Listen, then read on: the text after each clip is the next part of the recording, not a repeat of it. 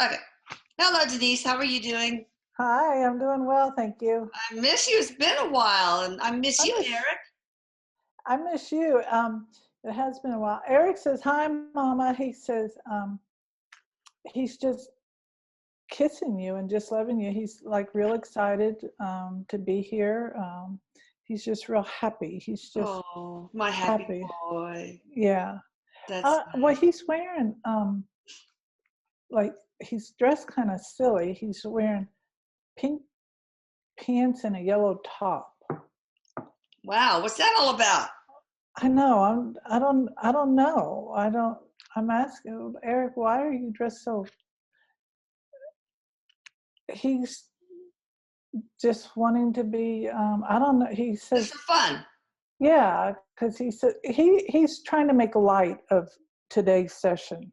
Oh, that's a good idea. I'm Hmm. kind of nervous about it, but I'm going to tell you guys that it's going to be about civil rights, and these are almost all blog member questions. Okay. All right. So we're going to make it as neutral as we can. He says he's ready. All right, and hopefully, if need be, Harriet Tubman might come in, Rosa Parks, Martin Luther King, Abraham Lincoln, whoever would be a good voice for this. One blog member asked, for example, why in history does it seem that blacks have been hated and prejudiced against so much? From slavery to Jim Crow to segregation to now mass incarceration. I guess, the preponderance of, the police arrest seems to be blacks. So why is that? Just because of the color of their skin? That sounds silly. He says, number one, a lot of ignorance. Yeah. But he says it's all fear-based, is what he's saying. What are they afraid of? They're human beings like everybody Yeah, else. um, he says it goes way back, and he's telling me hundreds of years. He's telling me, but for here, and he says, but um, people of color all over the world are getting in trouble. When I say getting in trouble, they're getting treated differently. There's a lot of prejudice. It's not just here in the U.S., but he's saying That's here in so the weird. U.S. You know, he says it really goes back to when, and I'm just a messenger. He says it goes back to for here in the States when people started migrating over here. There was a ton of fear that came in when people, I guess Europeans came over here. There was a ton of fear because when they came over, there was already established population. and Yeah. and he's telling me they were kind of, there was a lot of fear on that because there was a lot of how he's telling, what's the word, Erik? He's saying like they knew about the land, they knew when to plant, they knew about the wind, the weather, and they knew a Yeah. lot. And I guess he's talking about Native Americans. Yeah. And that infuriated, or not infuriated, it intimidated the people that that were coming over. And so he says they didn't know what to think. So when they came over, he's showing me how they made huddles, like what he's showing me, of who's boss, who isn't, and who's everybody's got to have a boss, a leader. Like there's a captain of a football team, a captain of the cheerleader. There's always the leader. And he's telling me, so then when this was going on, and then when they started bringing the African people over here from Africa, that just scared them, and it all came to feeling that they were superior, so they wanted whatever. And so then they started going in and creating, it's about control, having slaves and stuff like that. And then Bunch he's of pussies. uh, Seriously. Erik Here? said, Just because the color of skin. well, Erik says you get a lot of you get a lot of little white fuckers, Erik's words, not Yeah. mine, Right. coming in and start doing this. And then it made them feel like riches when they weren't even that rich to begin with. But this is, and then it just came on.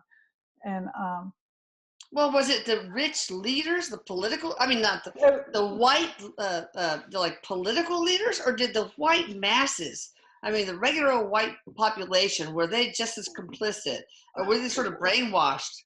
You know? well, he said it started with the, he's telling me it all had to do with both the white masses and the political. He says, because, you know, they started the political things way back when they first, and then it just started, you know, coming Yeah. over. And it's a matter of, he tells me it's about fear of the feeling of lack, so that they, you know, we try to control things, you know. And he says that's where it all started. And then it just, I don't want to say it got out of hand, because it never was In hand. right. But then it just grew and grew. And then people were afraid to say anything, because then they would be, he says, because then people back then had the authority back like they do now. He says, but back then, you know, then you wouldn't be able to own anything. You had to pay more taxes, or they could take, because there weren't, As a and black, there, or not as, just as a white person. He oh, says, because then you didn't have any protection like you do now, so to speak. yeah, oh, So, but he says, you know, all of that, the reason why we have the laws that we have and the civil rights that we have is because things went out of hand. So then we had to bring it in control again. yeah. Thank God. To an extent, he says. Well, we still got a ways to even go. though we have civil rights, it doesn't it doesn't stop the the um, The feelings that people have. the wrongful doing, the prejudice, the hate, Yeah. and all of that. But he Well, I says mean, the reason why everybody who's haters, they got to know that that is just cowardice. I mean, that means you have fear, and if you have fear, you're just operating as a coward. well, Erik says coward is a good word, because that is really what it is. And he says but Erik says, you know, with everything coming the way it is, you know, we better, I feel like we need to take another look, because even though things look really bad right now, things are going to start shifting even more so. Better or bad? For the better. It may feel Good. worse for some, but better, because things are, due to our social media, thank goodness, people are starting to see things more, and things are getting out there. And he says we as a population are not tolerating things like we used to. So you're going to feel people get a little, people are going to get a lot uncomfortable, because they're scared that they're losing control. So they're going to act out more. But then there's a larger population. He says these young kids, he says, and they're coming in as in the groves, these kids. He's telling me babies are popping out of people left and right, and they are coming into this planet to where they're not tolerant of that, as you know well, of like the teenagers and the 20-year-olds. They're not tolerant of this kind of hate, and and a lot of other things. And so, you know, he's telling me it's, you know, like I feel like in the next, he's showing me 10 and 15, in the next 10 to 15 years, there's going to be a major sweep through here. And Thank God. I mean, it has progressed. I mean, my mother and father's generation, they were awful in that regard. And then in my generation, it was more, it was a little bit better. I mean, my first boyfriend was black. And then now the millennials, wow, they're coming in awake and yes, tolerant of hatred. I think that gives me hope. Now, I think that they should stop celebrating Columbus Day personally, because he was he was a what do you call it, a genocidal maniac. He wiped out the Tainos, and he didn't even discover America. And we are teaching our kids in elementary school that he did. He was a great hero. That's awful. And dump that and put in something like a Forgiveness Day, where we ask for forgiveness to all those groups of people we have oppressed: the Native Americans, the African American, the African Americans and the Africans we brought over, and make it an opportunity to also ask for forgiveness or forgive those in our lives who are appropriate to. Erik says that would be good, because when you're talking about the forgiveness of the Native American and the African Americans, Africans, he was also saying the Japanese, because of what we did to them. And the Chinese working on the railroads. I mean, there's so many people. Erik says, yeah. Erik says, yeah. He says he says we ought to wipe out all those damn holidays, and I know. And I don't care if I get hate comments, because I don't read them anyway. But I think they ought to wipe out Thanksgiving too and put in Forgiveness Day on that holiday. Yeah, exactly. I can't stand Thanksgiving. Yeah, well, turkey makes me too sleepy for one thing. But we've found a lot more civil rights for gays, but of course we have a long way to go on that too. Yes. And the millennial populations have really taught the older generations a lot in that regard. So, I mean, love is love. So, and we should love everybody. Don't people realize we are all one? We're all a collective. And if you go hating on one group, you're just hurting yourself, because you hurt yourself by hurting the entire collective. It's so silly. Well, my daughter's Chinese, and her first and only boyfriend so far is Nigerian, and she says she likes it that way because it makes it look. She says, I don't feel like I'm looking at myself.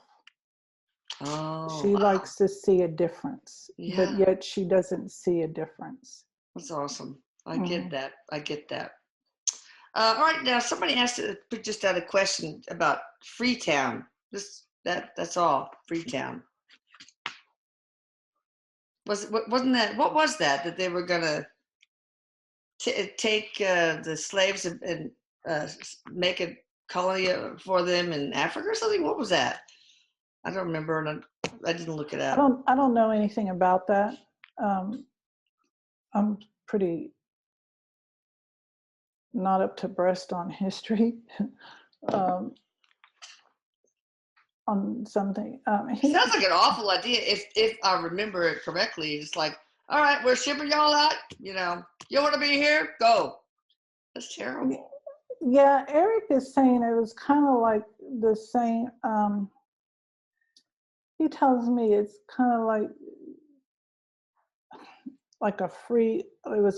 He says it's equivalent to a prison, but no bars or walls. Yeah. Oh God. Okay. That's what Erik is telling me. That's what that was. Well, I'll have to look that up afterwards to read about that, because I don't know. Yeah, it didn't work out, I don't think, obviously. No, Erik says, because they don't, Erik says none of that, his words, shit works out, because they don't involve the people that it involves in the planning. Okay, yeah. Erik says, sometimes if you would involve the people that you're talking about in the planning, maybe they could come up with a better idea of what to do, because they don't want to be around these hated people either. They just want to be treated fairly, and just like any other human being. Yeah, and not to worry about being beat up or denied or always watching your back. He's showing me how they're always watching their back. He says, so he says, involve them in your discussion. Maybe they can think of a better thing. And he's kind of laughing. He goes, maybe they'd say, send us all to Hawaii or some nice place. Hey, I'm going to go. That's awesome to me. I've never been to Hawaii. So what does the near future look like for race relations, and how can we be better? Well, you know, how can we be better? Is he says, one, he says to look at ourselves, get out of the fear. He goes, because it's all fear based. It's all fear based. And Yeah. he says, you know, and like ask yourself, what are you fearful about? You know, and I even have to say from my own experience with my daughter and her boyfriend, I was kind of like, oh, you know, I wish it was something, you know, you would have chose someone different. But Oh, my fear, but my fear was because of for what people would her. do. Yes, what people would do to her and him. Yeah, it wasn't how you thought about him. It was like, oh, No, you're fearful but because society is it's so like what, how unevolved people are still. going to respond. And then I just had to let, yes, yes. But Erik says it's, um, and also he says in that fear, he goes, there's a lot of stuff going on, insecurity, self-confidence. He goes, just Yeah. all that stuff. And a fear of, he goes, it's a fear that people are going to take something away from you Yeah. because you are not secure in where you are. Yeah. And he Exactly. says, and he goes, so then you go and he says, everybody does it, everybody. And he's even saying me, we when we feel uncomfortable, we start looking at other people and picking them apart. And he's saying, like, women see a real thin, nicely shaped woman, and somebody's got to say, oh, well, her eyelashes are on wrong, or her eyeshadow's not on correct. We start picking people apart. Yeah. And he says, Judgment has no place in our world. And mm-hmm. when will that, oh gosh, probably horribly depressing answer, but when will we stop judging each other and start just loving each other? It's so much easier to love than to hate, He said, yes, but he says it's never going to stop because We need the contrast, probably. that's what he's saying. Mm. However, the depths of it and the depths of the how the hate is gone, he makes me feel like we're at. He says this hate and everything, as bad as it is right now, he says it's always been there. Always. Oh. That the level of hate that we're seeing now amongst everything has always been there, but it's just never was able to surface to the top because Yeah. we smothered it down. And he's showing me, just like transgenders, they have always been around. We just never heard about it until recent. Yeah. And he Okay. says, so now everything is, it's like somebody went around with a jackhammer and cracked the sidewalk up everywhere, and now everything is coming up.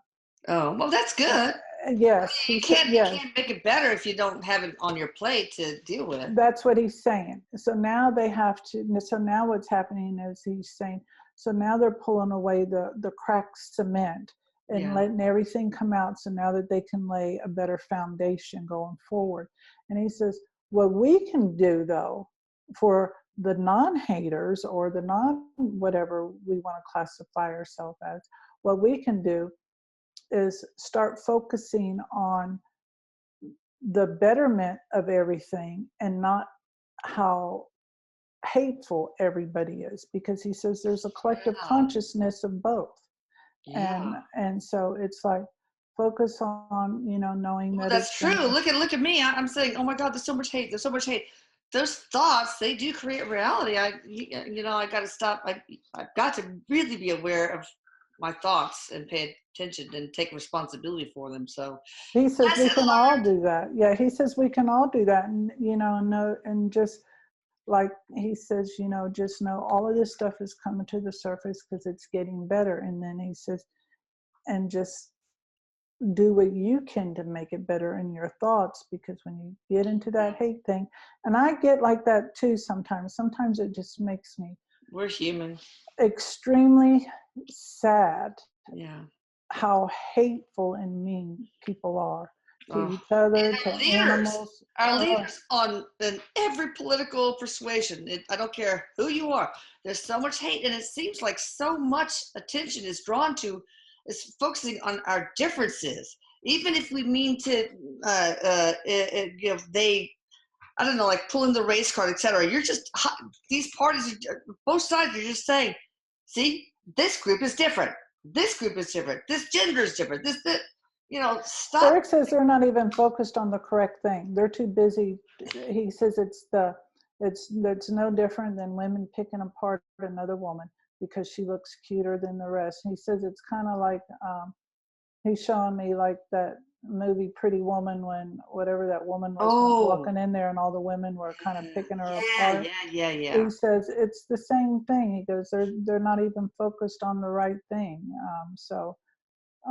He said not 100% on the wrong thing, but Yeah. they just got carried away. But Erik says, it's all part of the plan, the bigger plan. Yeah.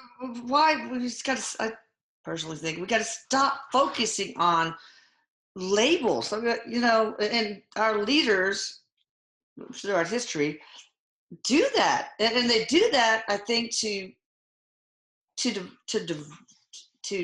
divide us. Maybe I don't know why they're always focusing on labeling and categorizing and sorting everybody. Why don't we just all interbreed until we're all the same freaking color? I swear to God. Erik said that's going to happen eventually.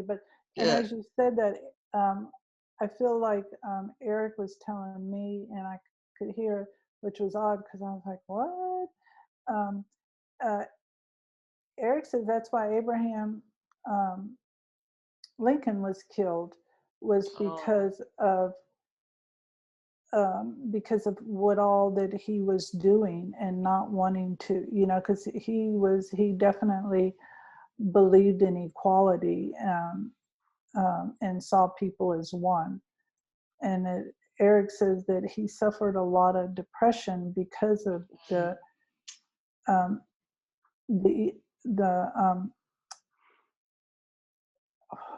I can't. I want to say inequality, but that's not the hatred, and things not being, yes, and how things wanted, because Erik is telling me Abraham was not a man of wanting things.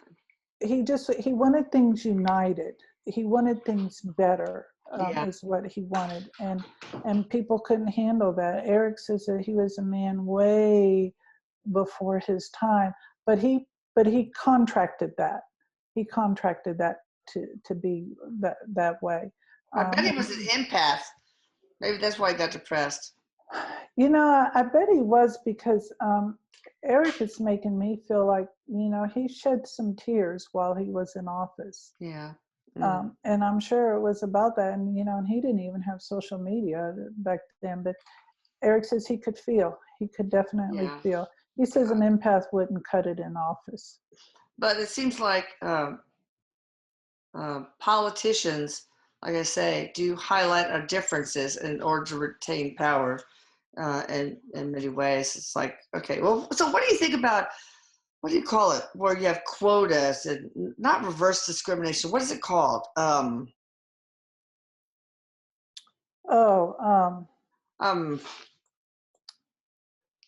Where you have to have so many of this, so many of that. Yeah, I don't remember what's called. I forget. I know, I'm seeing it too. But I mean, was that a good thing or a bad thing? 'Cause it seemed like it does, on one hand, give opportunities, but I believe in equal opportunity, obviously, but equal opportunity. But if you go beyond that, then it seems like you're just creating more hatred. Well, Erik says, it sounded good on paper for the people creating it, but it was just a mask, because they were still doing the same thing that they were doing before they did the percentages and stuff of what. I wish I know. I'm like, Erik, what do you call that? And but he says that was just a mask. He says that was just a mask to appease people. He says it's like a pacifier. Oh, I gotcha. All right. If Harriet Tubman can come in, I have somebody who has questions for her. I don't know if she's busy or not. I know, I'm like nervous with all the, like excited. Yeah, I would Um, be too. Eric's got her. Oh, hey, Harriet, how are you doing? And thank you so much for your contribution to peace in the I world know. and equality. You know, she's very well educated.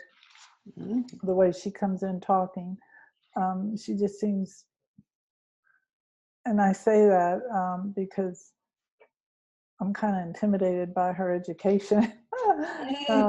But she's a very sweet lady, and Yeah. she's saying hello to you. Um, she says it's my pleasure to be here. Yes, and I can see why Erik is wearing yellow, because she has on like a yellowish type dress. Oh, okay. Okay, now You want to be Twinkies with I Harriet. know, I know. All right, so this woman asked, or maybe it's a guy, does Harriet, do you remember any stories passed down to her about where her ancestors originated from? And how long were they slaves before she was born? Where her ancestors originated from? Because you kind of cut out. Um,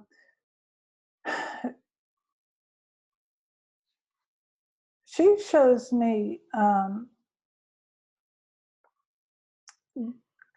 She shows me like some of her ancestry, of course, originated. She says in Africa, but also she's showing me someplace in Europe also with that. Really? Oh, Uh cool. huh. Mm-hmm. Yeah. Okay. Whereabouts in Europe? You know, when she's showing me Europe, I get somewhere around France, somewhere around Okay. France. Yeah.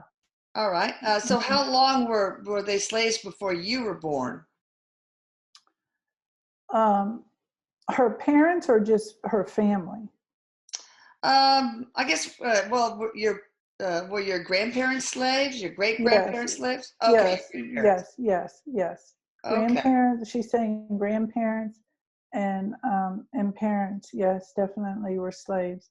And Your parents were slaves too?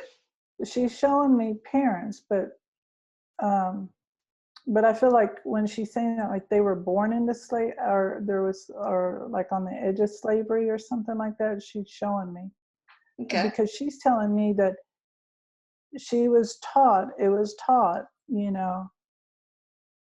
when you leave the house, how you have to be. And she just remembers thinking, she's telling me, like when she was 6 years old, that she was not, she says she was very, what people call stubborn or bullheaded, but, and I'm telling her strong willed. And she's saying that Better. she just knew that there had to be different. But yeah, I feel like her parents were born in slavery or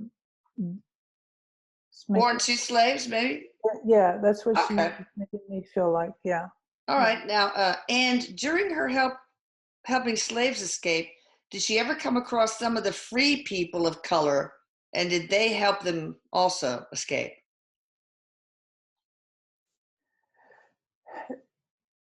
She said yes, she had help, and she's also telling me white people also helped her. Oh, really? Yes, Because another question said, I do know that there were European people who helped at the risk of great problems. yes, So, there were some that helped. She's saying, but the way she's showing me, it's like they did it not all the time, like it's because it's smuggling in a way. And so I know, it's they dangerous. had to be very careful to be low key about it, so it wasn't so obvious, so they wouldn't see those same people Oh, I going. see. So they kind Yeah, of rotate. yes, so they had to be very careful. Okay. I think it's probably the same person. I just read that Harriet Tubman supposedly suffered from a bad head injury inflicted on her by her master, overseer, or whatever, as a child. And this caused her to start having powerful visions and dream experiences throughout her life. The question is, did she know that she was connected with spirit? Did spirit guide her and give her the vision of the Underground Railroad? Perhaps because of that head injury. Well, she said the person that gave her a blow to the head didn't give her anything like that.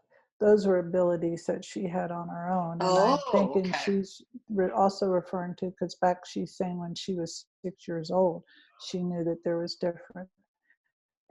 Was she connected to spirit? And I just have chills on me. She said, absolutely. She said, who do you think was guiding her? She says. She always knew there was a safetyness about her. Oh, wow. Mm-hmm. So who gave you the head injury? Well, she's saying she's showing me there was, I feel like there was a few men standing around, but one in particular is the one that hit her or pushed her or knocked her on something. But why? Because of her color. What was she having? I mean, was it some getting factor because she's strong-willed? Was she defiant to this person, or? She says we were never defiant. She says we learned. She says we were all raised early on, never be defiant, never give a reason for the white man to do anything to you. Yeah. Oh, but God. she says, but she was not taught hate either. And she says she did not hate white people either. She hated what the people were doing to her brothers and sisters. Yeah. But that's remarkable. I think I would have felt hate. So. Yeah, but she says, but she really makes it to her parents that they were raised not to. And yes, I would hate, I mean, I don't know. She says, hate is something that poisons your soul. I know it wouldn't have been good, but I just have a feeling that I don't know how I would avoid feeling hate. Well, she goes, but then you're no better than them. I know. And she I says, agree. Yes, it would be wrong, but I don't know. I don't know unless I was in that situation. So here's another question for you, Ms. Tubman. How did you know who to trust? Because there was so much danger involved. How did you? She says,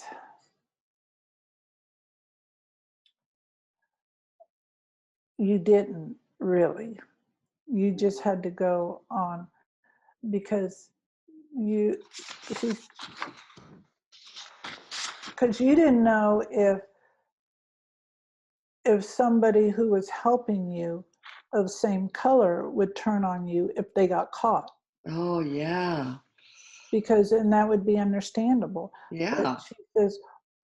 But she says, but she's telling me she started out doing this a little bit at a time. So it wasn't all of a sudden she was just making these big moves.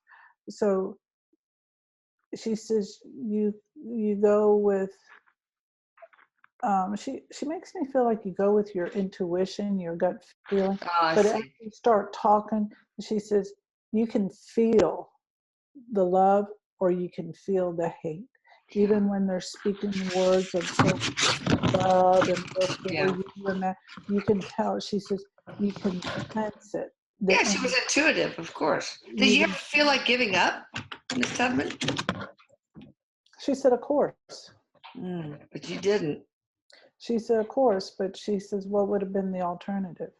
Well, name one thing that made you transiently think, ugh, I'm done.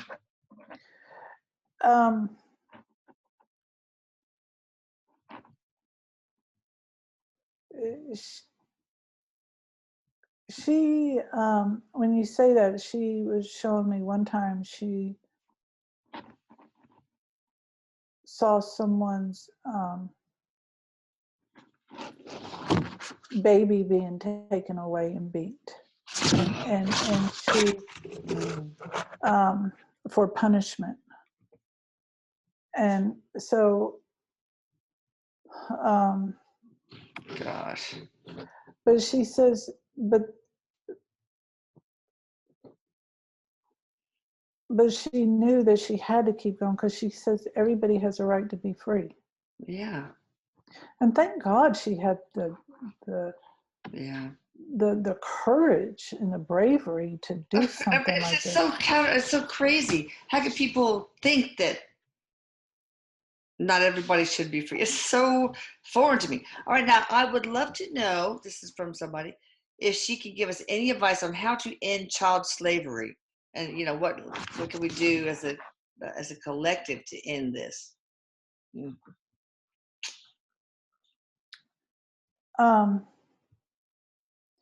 She says you have to hit them in their pocket, which she's talking about their wallet. Yeah. And she says, we live in a day at time where we have the internet to where we can research and stuff. She says, research the products that you use, see what they do, how they make it, where they have it made. Yeah.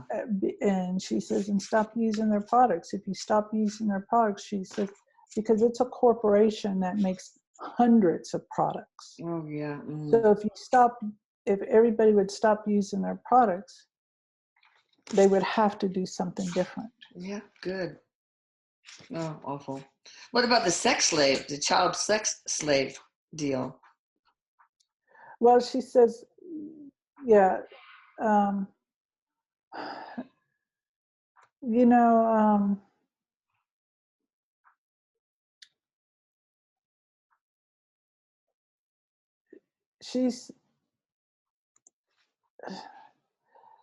she's telling me that's huge. Oh gosh, how sick. And the thing of it is that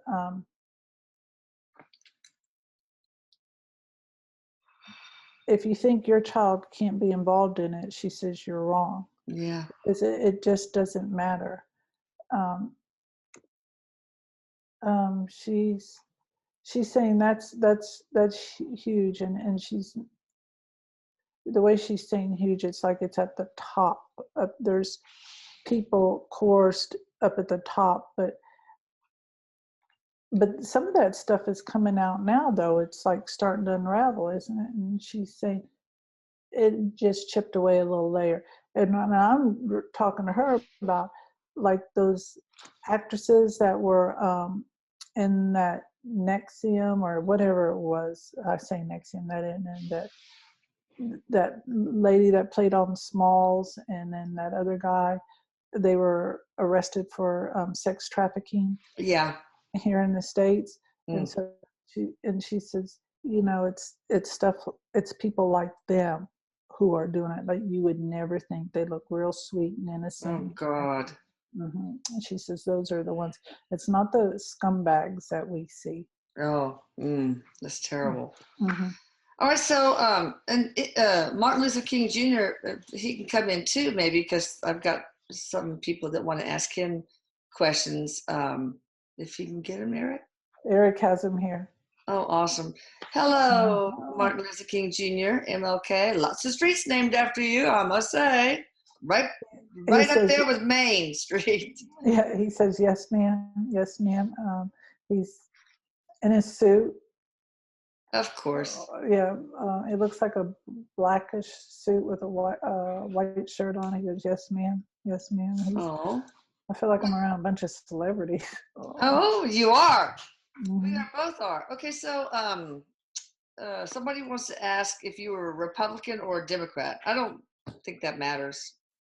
I don't know. I don't. He says the party that I was affiliated with back then is not the party that I would be affiliated with today. It's not the same. Okay, neither of them are the same. Correct. Yeah. Correct. You were probably a JFK Democrat. And that's more like current day Republicans, or I don't know. I don't know. He does say, he's telling me that he leaning more towards the Democrat, but he was for equal rights. Yeah, good. All right, who would you march for today? Love that question. Yeah, who would you march for?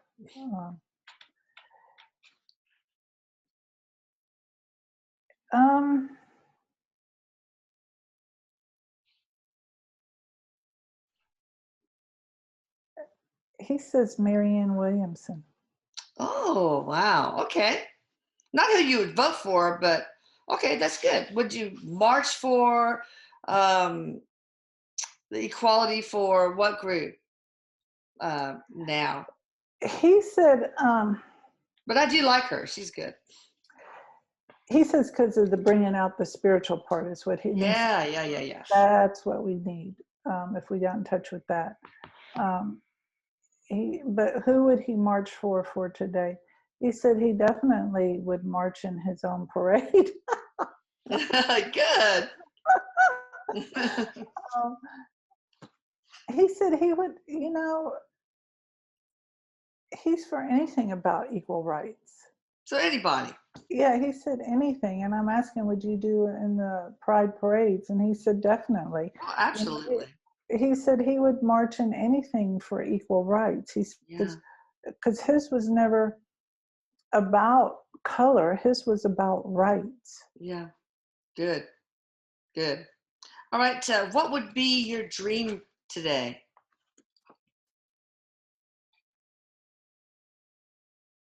The same as it was back then. Equality for all. Yeah, right? that's what he said.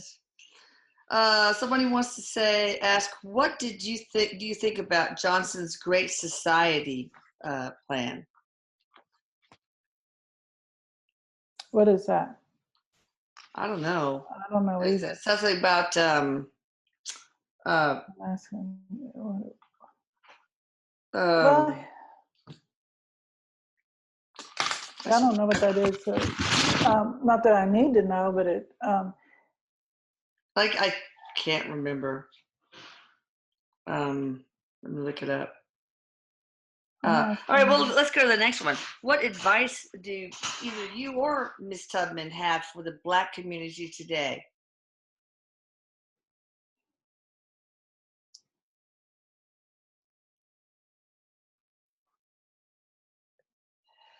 He says,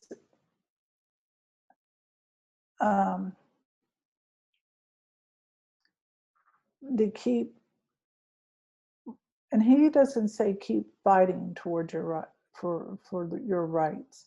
He says keep marching for your rights. Yeah, and fighting is more. Yeah, he says keep marching for your rights. He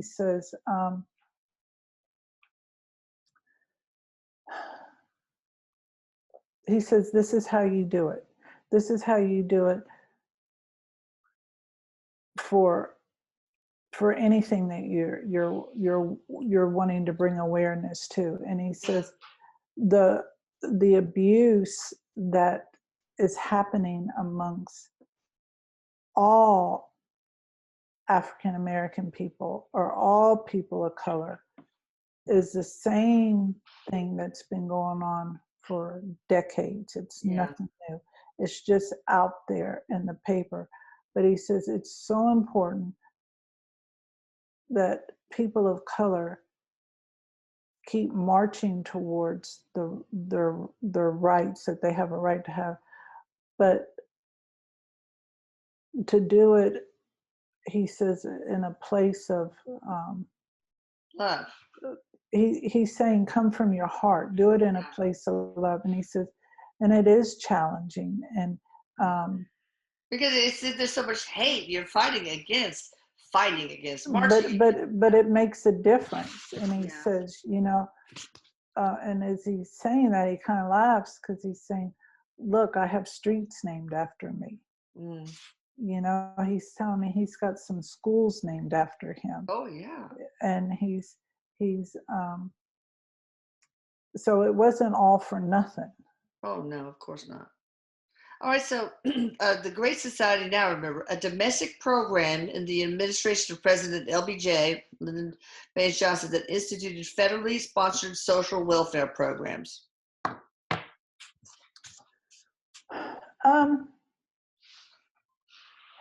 You know, he says it's come a long way, because when it first happened, it again, it was, you know, he makes me feel like it was to kind of like, let's put a Band-Aid on things, you know. He says that needs some overhauling. It needs some more stuff, that it needs to be reorganized again, but not to where you put more Band-Aids on things. You've got to reorganize things for a solution. Like, what do you think the biggest change should be? How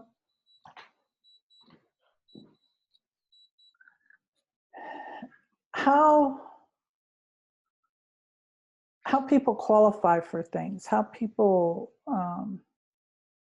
Qualify for assistance? anything, he says.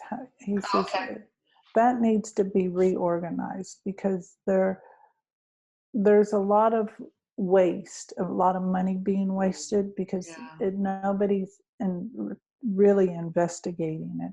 And he says there's a lot of fraud is going on in there. Yeah. And it's not just people of color. No. Oh, heck no. Absolutely not. But this, you know, one person seems to think that, you know, the family structure of the blacks used to be, for the most part, more cohesive.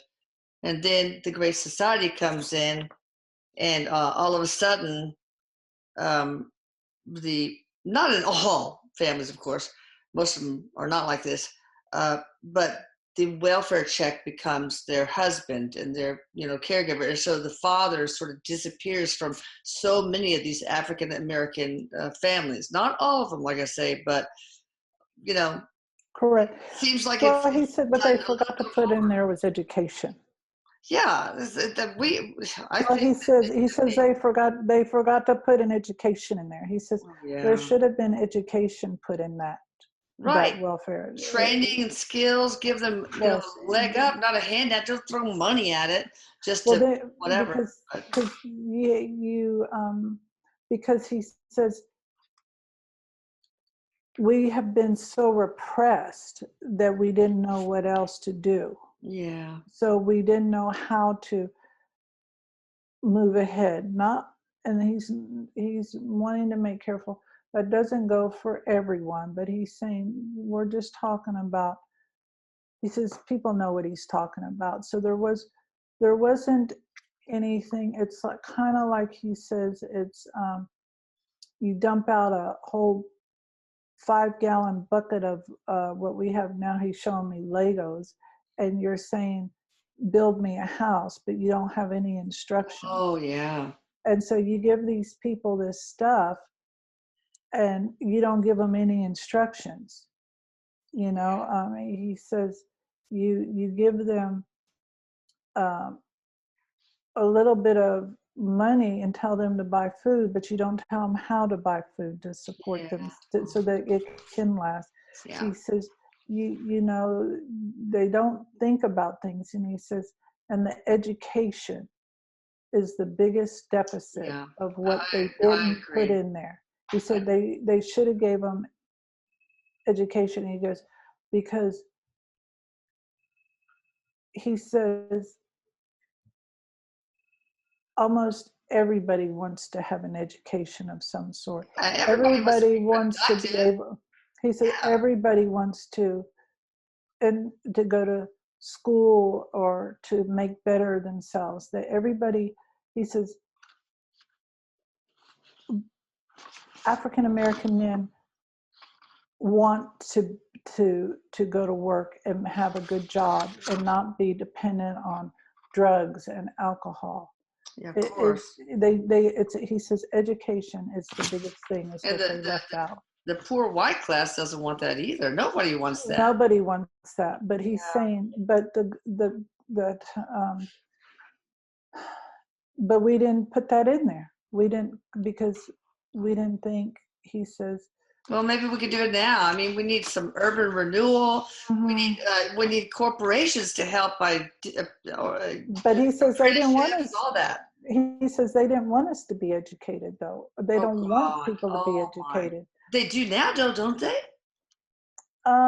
He says there's still a big repress, and he goes, but that's almost with everything. He goes,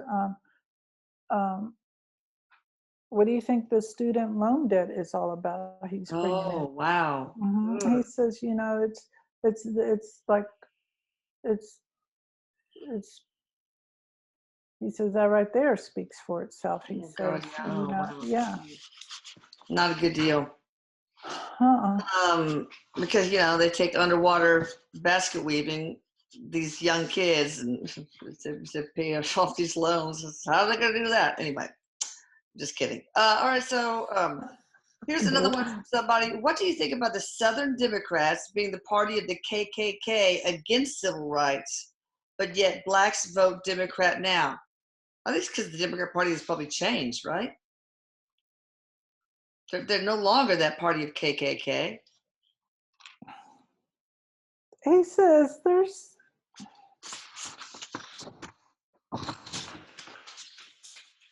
They became the Great Society, pretty much. He says, he tells me that they're in both, but yes, they are, it's just, it's, he said yes. And when he's saying that, it just makes me sick to my stomach. What does? What exactly? That they are affiliated with that kind of stuff. It just makes me sick to my stomach. But I don't think they still are. He says yes. He said yes. He said yes. Oh God, really? It's intertwined. He says yes. Oh, that's disgusting. All right. So he also I don't know. This is not the same person. Would you mind asking MLK what he thinks about society tearing down statues and being like super sensitive about like taking down all these Confederate statues and stuff, I guess. Does he have any advice for balance? I think keep them up there so we can learn, how. That's what he said. He said, what does tearing down the statue do?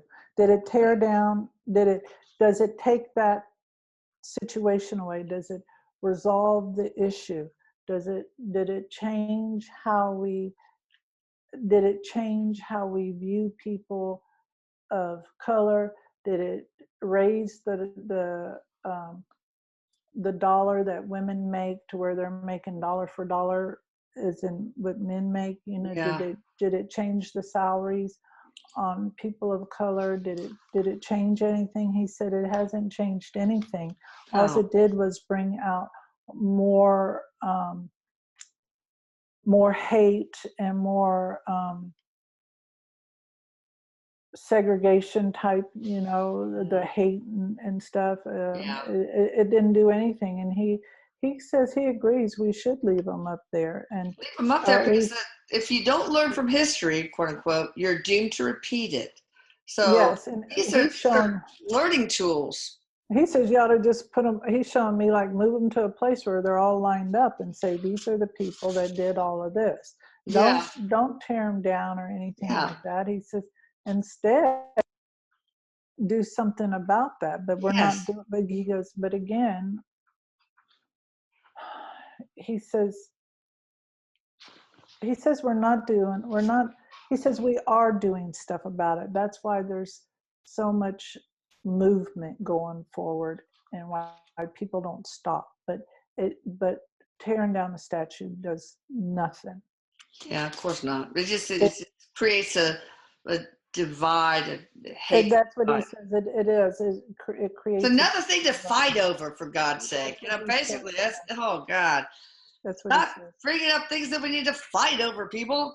Now, one more question, just for me. What about animals having equal rights? Shouldn't they have? They're not inferior to us just because we anthropomorphize everything. He said, yes, animals should have equal rights. Every living creature. They should have equal rights. Okay, that's just a short one. Yeah. Not gonna be for a while, I'm sure. Any other advice before we close, from either you or Erik, or Martin Luther King, Erik, or Miss Tubman?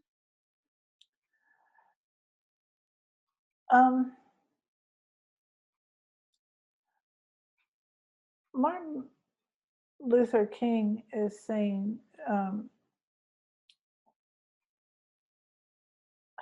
he says to keep practicing, and I guess the reason why he says practicing so that we can continuously do it, because the more you practice, the more you're likely to do it on a continuous basis.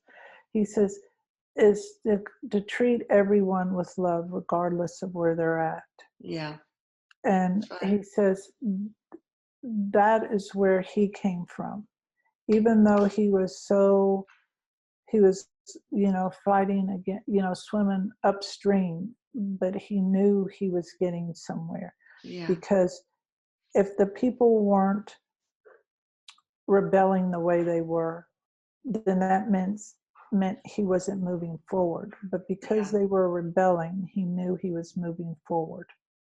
That's right. And he says, so just remember that when as people rebel, that they are coming across as you're moving for your civil rights. They're protesting because just know that you're moving forward. Yeah. And don't get caught up in having to prove you're right. You already know you're right. That's why you're in this movement. He goes, and just know that and this is why, and I didn't even think about it this way. Just know the more you move forward and they start their stuff, their rebellion or their hate or whatever they're saying, just know you're moving forward and it's getting moved. So shaking things up makes people squeal.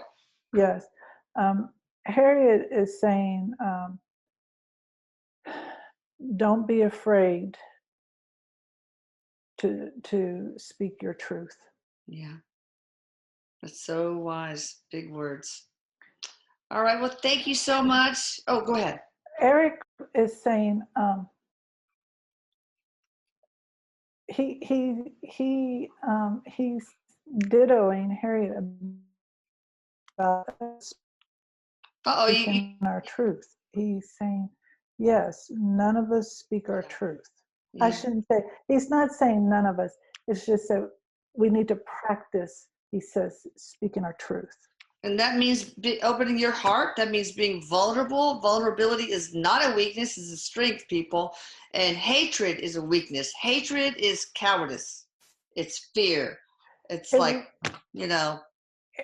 Erik says it really shows you how shaky your foundation is when you come out with your your hatefulness and stuff. That really shows how shaky your own foundation is with yourself.